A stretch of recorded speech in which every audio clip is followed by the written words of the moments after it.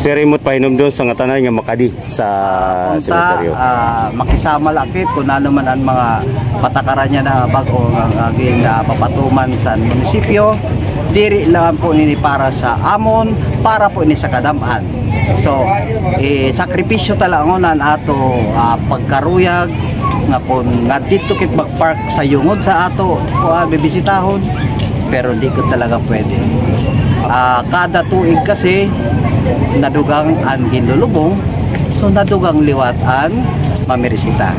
So kunta maintindihan niyo kay tigda mo ula ini. So every year is a challenge, pero kakayahon na mo tugtog sa kaya. Di man namo may perfect, pero imo na mo. Kumusta man ang traffic dito sa Sulod sa saya na medyo carryable pa. Carryable sila. Carryable meaning medyo manageable pa. Part dito sa four wheels ha. Drop lang po ang pasahero. Lulusot na po natin four wheels. Expected yan ang agabi ang gidami at tao. Gabi. So, hindi mo so na mo pag puno na sa tao ang kalye, sasara na mo doon. U-turn na lang sa rakyan. U-turn. Tao na lang. Isumunod na sa rakyan. Tao na lang. So far, mayaon mga medyo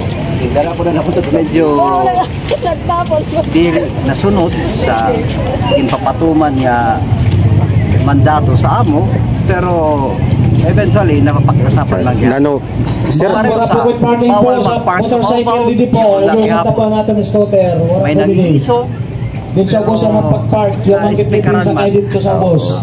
Manageable man. Manageable pa. Saya na, ambot na ininiyan. Tapos ang pinaka-peak nga pinakadamo ang tao nano nga oras sa expected. Usually kasi alas 8, damo at isulod, damo at tigawas. So doon sinsiton ang pinaka-peak talaga. So pag damo at tigawas nga si damo at isulod, nagsasara na talaga kabili. Salamat sir.